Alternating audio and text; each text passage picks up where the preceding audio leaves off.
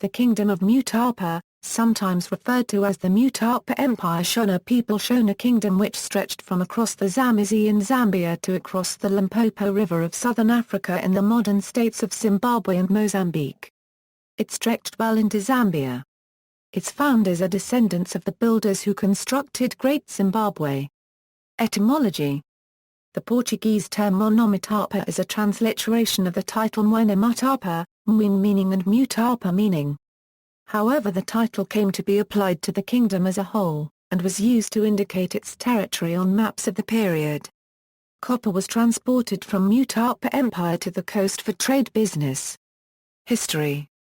The origins of the ruling dynasty at Mutapa go back to some time in the first half of the 15th century.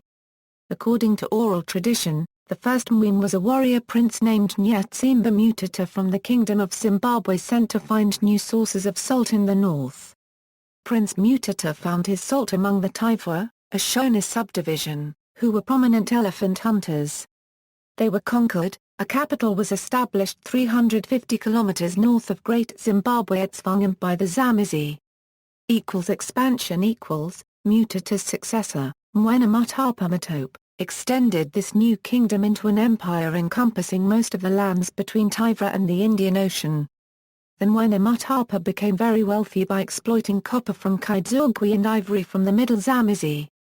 This expansion weakened the Tawa kingdom, the southern Shona state from which Mutata and his dynasty originated. Mutapa's armies overran the kingdom of the Manyika as well as the coastal kingdoms of Kaitive and Madanda. By the time the Portuguese arrived on the coast of Mozambique, the Mutapa kingdom was the premier Shona state in the region. He raised a strong army which conquered the downed area that is Tonga and Tivwa. Religion. The religion of the Mutapa kingdom revolved around ritual consultation of spirits and of royal ancestors. Shrines were maintained within the capital by spirit mediums known as mhondoros. The mhondoros also served as oral historians recording the names and deeds of past kings. Portuguese Contact. The Portuguese dominated much of Southeast Africa's coast, laying waste to Sofala and Kilwa, by 1515. Their main goal was to dominate the trade with India. However, they unwittingly became mere carriers for luxury goods between Mutapa's sub-kingdoms and India. As the Portuguese settled along the coast, they made their way into the hinterland as Setangers. These Setangers lived alongside Swahili traders and even took up service among Shona kings as interpreters and political advisors. One such Setanjo, Anticube Nyo Fernandes, managed to travel through almost all the Shona kingdoms, including Mutapa's metropolitan district, between 1512 and 1516. The Portuguese finally entered into direct relations with the Mutapa in the 1560s. They recorded a wealth of information about the Mutapa kingdom as well as its predecessor, Great Zimbabwe. According to Swahili traders whose accounts were recorded by the Portuguese historian João Paulo de Barros, Great Zimbabwe was an ancient capital city built of stones of marvelous size without the use of mortar. And while the site was not within Mutapa's borders, the Mutapa kept noblemen and some of his wives there.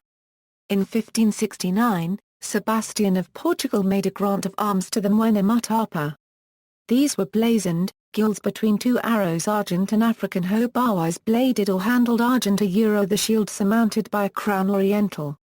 This was probably the first grant of arms to a native of southern Africa.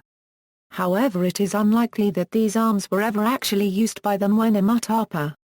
The Accidental Crusade, in 1561, Gona Section Alu da Silveira, a Portuguese Jesuit missionary, managed to make his way into the Mutapa's court and convert him to Christianity. This did not go well with the Muslim merchants in the capital, and they persuaded the king to kill the Jesuit only a few days after the former's baptism. This was all the excuse the Portuguese needed to penetrate the interior and take control of the gold mines and ivory routes. After a lengthy preparation, an expedition of 1,000 men under Francisco Barreto was launched in 1568. They managed to get as far as the upper Zambezi, but local disease decimated the force. The Portuguese returned to their base in 1572 and took their frustrations out on the Swahili traders, whom they massacred. They replaced them with Portuguese and their half-African progeny who became Prezeiros of the Lower Zambezi. Mutapa maintained a position of strength, exacting a subsidy from each captain of Portuguese Mozambique that took the office. The Mutapa also levied a duty of 50% on all trade goods imported. Decline and collapse Mutapa proved invulnerable to attack and even economic manipulation due to the Mutapa's strong control over gold production.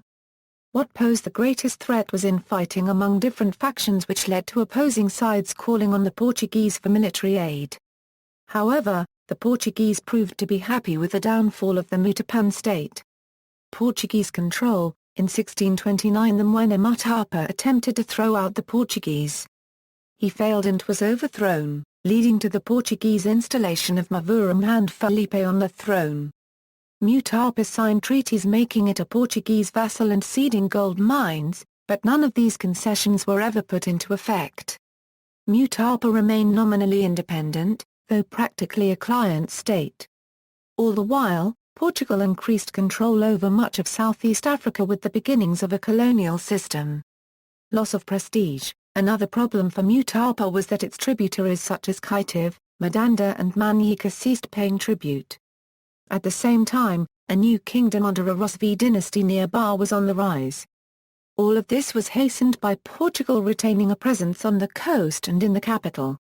At least one part of the 1629 treaty that was acted on was the provision allowing Portuguese settlement within Mutapa. It also allowed the Prezeiros to establish fortified settlements across the kingdom. In 1663, the Prezeiros were able to depose Mutapa city Kazuroke Masapa and put their own nominee, Kamarapasu Mukomwe, on the throne. But invasion. By the 17th century, a dynasty of Rosvi pastoralists under the leadership of Ashanjamaya began transforming the But kingdom into new regional power. The Rosvi not only originated from the Great Zimbabwe area, but still continued to build their towns in stone. They were also importing goods from the Portuguese without any regard for the Mutapa. By the late 17th century, Ashanjamaya Dombo was actively challenging Mutapa. In 1684 his forces encountered and decisively defeated those of Mutapa Kamarapasu Mukomwe just south of Mutapa's metro district at the Battle of Maungwi. When Mukomwe died in 1692, a succession crisis erupted. The Portuguese backed one successor and Dombo another.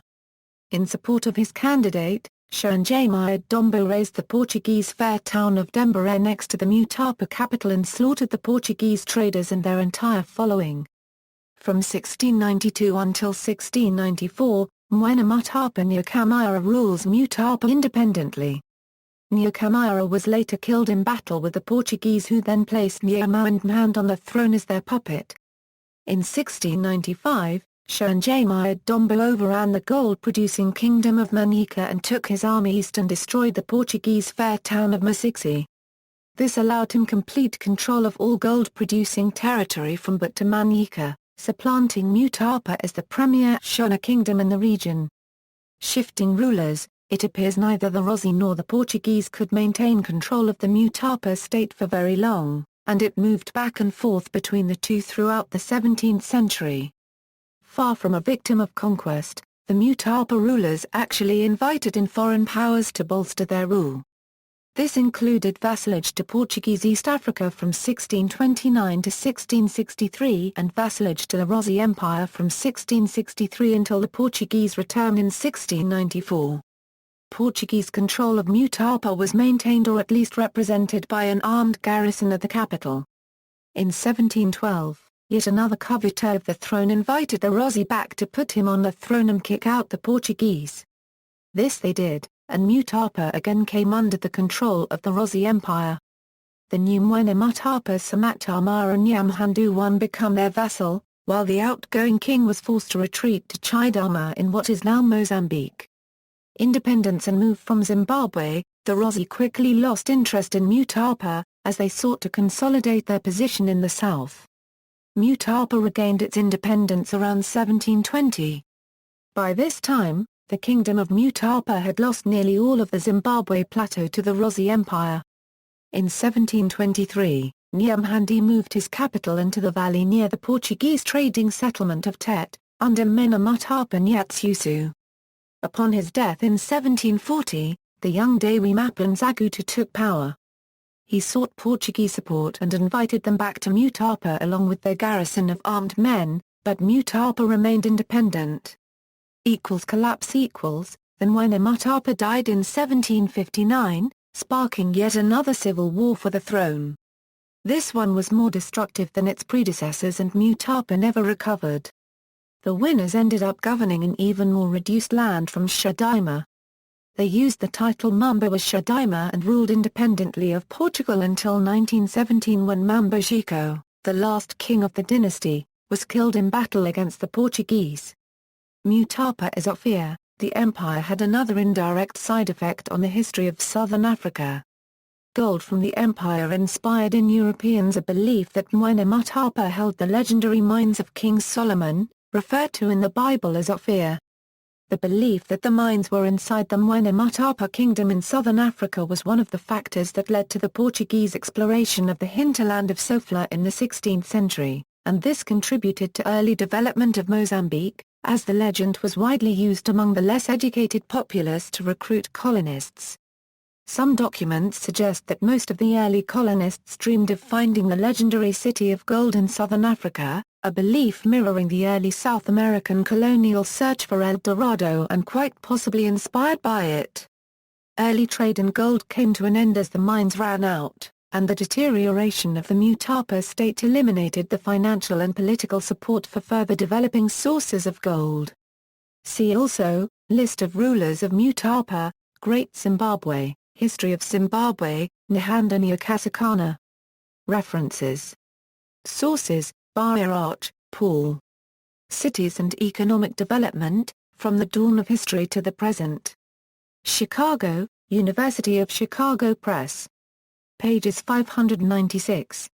ISBN 0-226-03466-6. Oliver, Roland and Anthony Atmore. Medieval Africa 1250–1800. Cambridge, Cambridge University Press. Pages 738. ISBN 0-521-20413-5. Owamoyela, Oiken. Culture and Customs of Zimbabwe. Westport, Greenwood Publishing Group. Pages 163. ISBN 0-313-31583-3. Stewart, John. African States and Rulers. Jefferson, McFarland and Company, Incorporated. Pages 395. ISBN 0-89950-390-X. Additional reading: Elkis, Th. The Quest for an African El Dorado, Sofala, Southern Zambezia, and the Portuguese, 1500–1865. Waltham, Massachusetts, Crossroads Press, 1981.